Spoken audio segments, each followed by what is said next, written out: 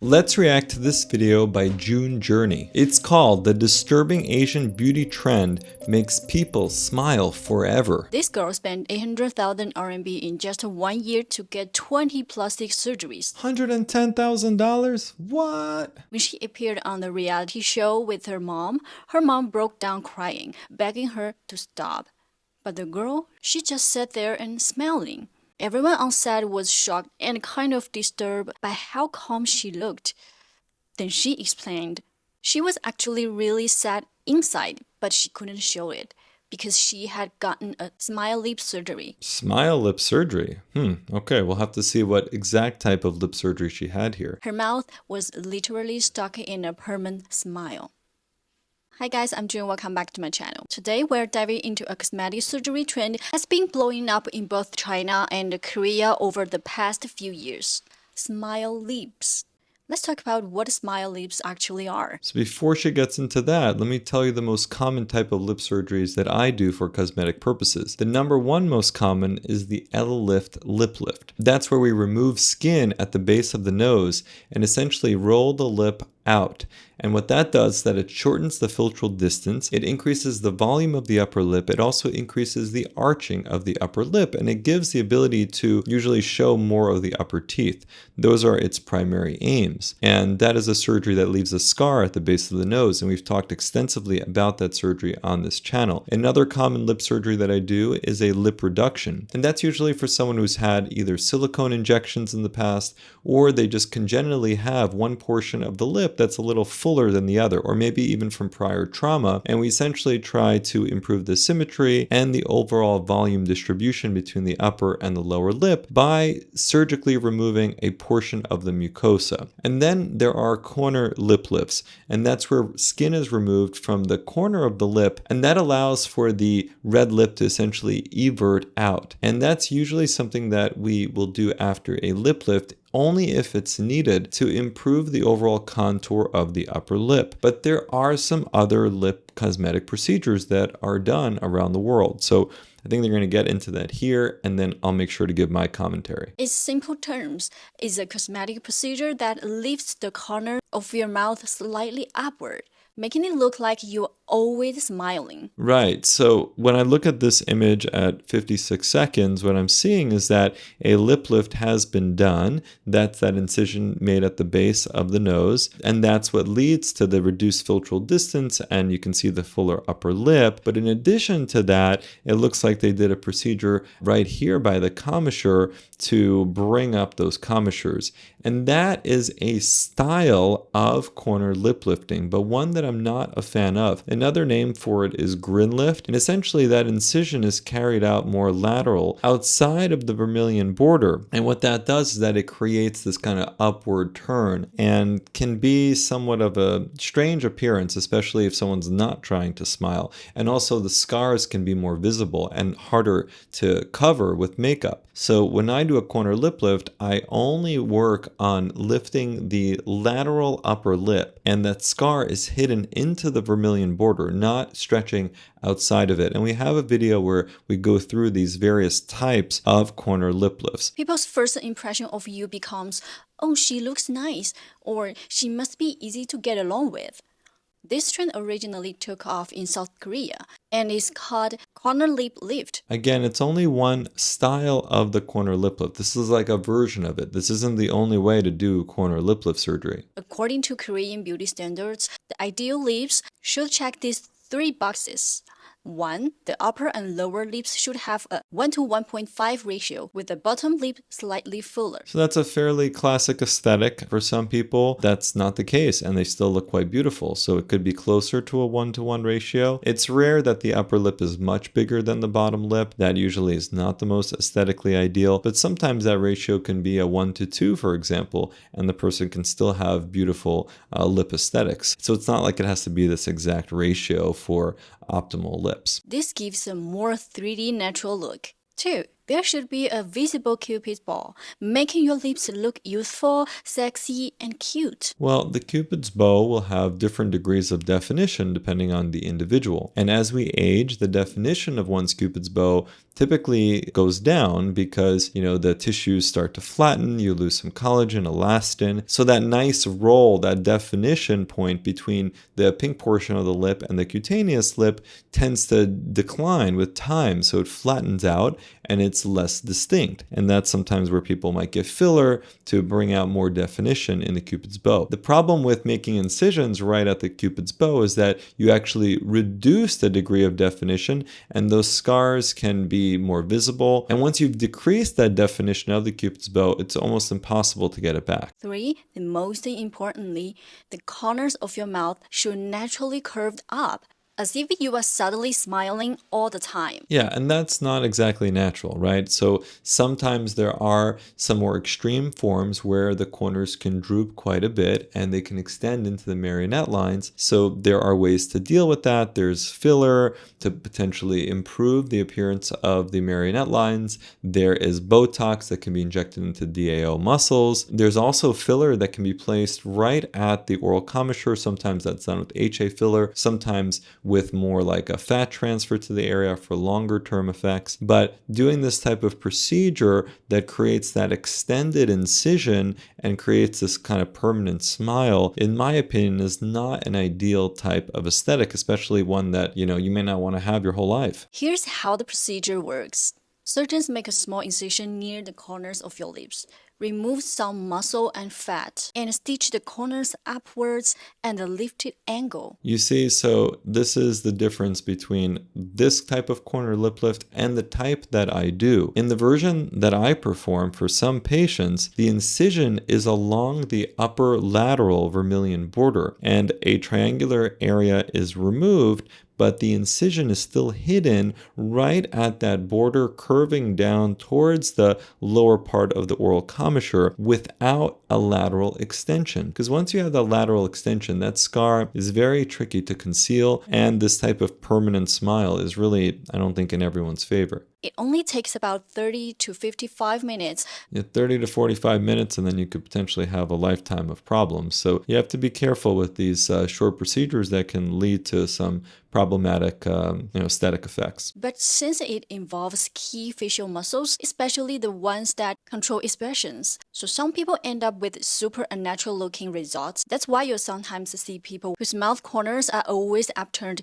no matter what mood they're in. And the other thing is that because they're not removing skin right at that lateral upper vermilion, but they're extending beyond, and if you get a lip lift done at the same time, you get this lifted central Cupid's bow area, then you get this dip down towards the lateral upper vermilion, and then it starts to swing back up because the skin is removed and you have this kind of permanent smile. So it just kind of creates a shape that isn't often found in nature, which is not ideal. This is a Chinese actress, Angelababy, in an intense emotional scene. She had just been whipped in the story. She's clearly in pain, her eyes are full of sadness and helplessness, and tears are running. But you can notice her mouth still smiling. It creates this weird contrast. She's suffering but looks like she's smiling. In another show, her characters get humiliated and stood up. Her eyes look hurt, and her whole face says she's sad, except for the mouth, which still has that slight smile. Yeah, that's the problem with playing with very critical structures, especially in the central face. And it's one of the reasons why these types of grin lift procedures are not common in the United States, because we know, some of the effects that they can bring. But, in some places, I guess they're much more commonplace. This happens a lot in her performances. And it's not the plot or acting that's throwing people off. It's that no matter what emotion she's portraying, her mouth never stops smiling. That's the so-called smile lips. It's led to a bunch of jokes and confusion online. Yeah, some people call it like a Joker smile. It's also a reason why a lot of actors, actresses choose not to even get Botox into like their glabella or forehead because they want to be able to emote. And when you have these, neurotoxins in your face, it's kind of harder to create expression. Some actors have completely moved away from getting any type of neuromodulators. Is she always trying not to laugh? Why does she look like she's smiling while crying? Her face cannot do sad anymore. The mouth corner is still in the scene. And honestly, the confusion makes sense. If you cover the lower half of her face and just look at her eyes, she does look heartbroken. But once you uncover her mouth, the emotion falls apart. Her upper face is crying, and the lower face is smiling. So why is the smile lip surgery becoming so popular? And it's one thing to get some temporary Botox, some fillers that can be reversed, but these more permanent procedures need to be handled with a lot of care. And people really need to kind of think through, whether or not they want to live with this forever, especially if their job is to tell a very specific story with their faces, that they can no longer do after some of these cosmetic surgeries. Let's break it down. First is the changing beauty trends. In Asia, especially in China or Korea, there's a growing preference for soft, gentle, non-threatening faces. Think cute, sweet, approachable. And smile lips fit that trend perfectly. People with naturally upturned lips look more cheerful, kind, and easier to talk to compared to those with flat or downturned mouths.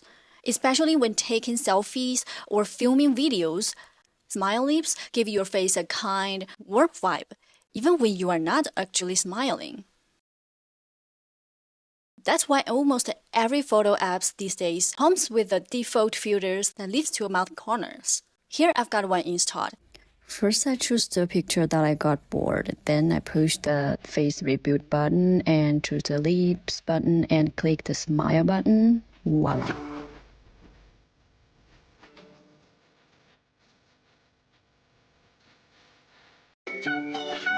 I mean, but that's the thing, right? People are using these filters to, show a certain, style of how they want to present their face. And then others see that and try to emulate it and get these permanent procedures done that they're not then able to reverse. And then they're stuck with a look that they might not love. Whereas the person they were trying to emulate did it in a filter, right? And so we have this type of phenomenon occurring with celebrities and other influencers where essentially people are being fooled. They think that, they must have gotten this procedure to make them look a certain way, but it could just be a filter that in real life they look quite different. So I think it's not a great idea to chase, a trend or, something that could be quite fleeting, especially with more permanent surgery.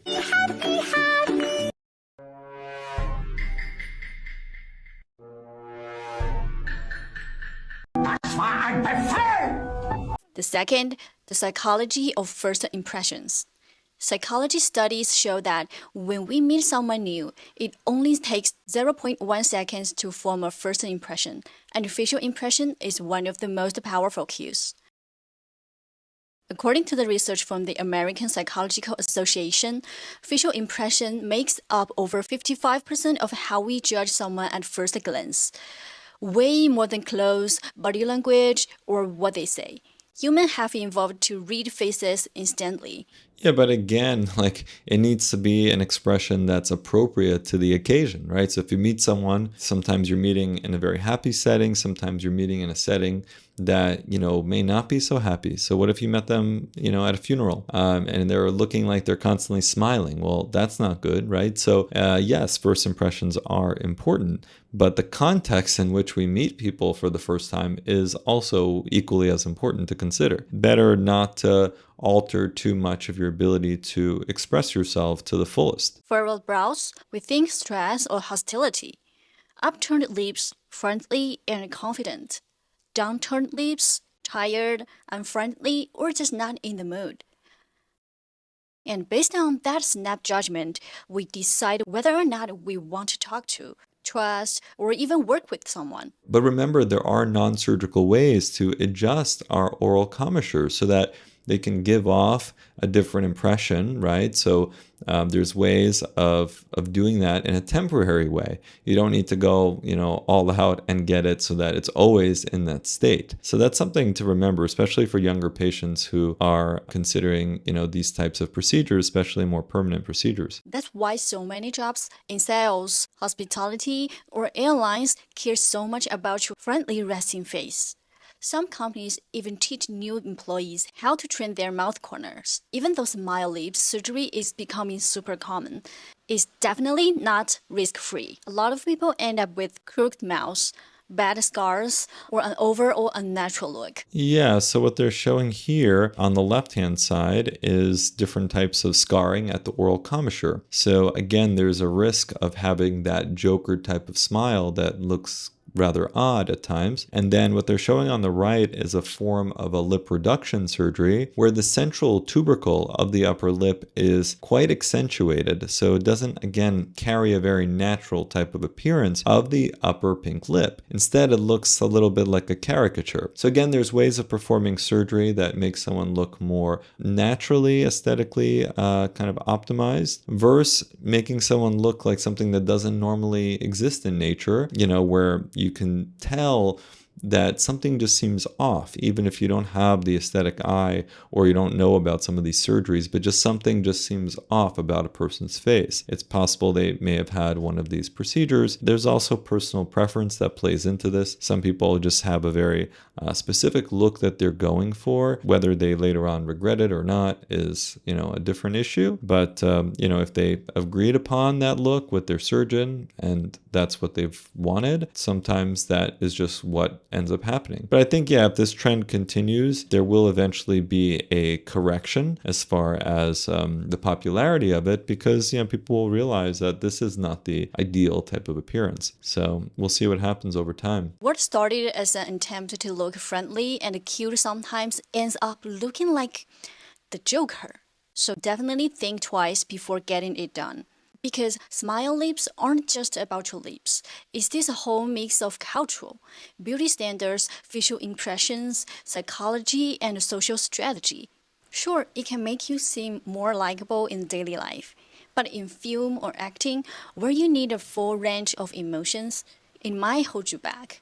There is nothing wrong with wanting to look beautiful, but when everyone's chasing the same kind of beauty, it starts to feel soulless. Yeah, so it's like we shouldn't be getting the same exact procedures to all look the same. That's number one. I think that's obvious. The other element here is that when you get a permanent procedure done, you have to really be committed to it because by the nature of what it is, it's surgery. It's not easily reversible. And sometimes people don't completely think that through. So I think it's better to take time, think through these decisions, find a surgeon who you feel comfortable with, where their aesthetic closely matches yours. And so where you can be on the same page with them. And hopefully, you can get the best possible outcomes for your face and still look natural. And hopefully, you don't regret it later on. That's always the way I see it. I never want people to regret any cosmetic plastic surgery, ideally. And that starts with proper research and educating yourself about the different forms of these procedures and how they can be done, and the pros and cons, and of course the risks of these surgeries. If you have any specific questions about corner lip lifting, make sure to leave them in the comments below. And I would really appreciate it if you subscribe to my channel, because most people who watch my videos are not actually subscribed. So we definitely appreciate your support, and I look forward to making many more videos for you in the future.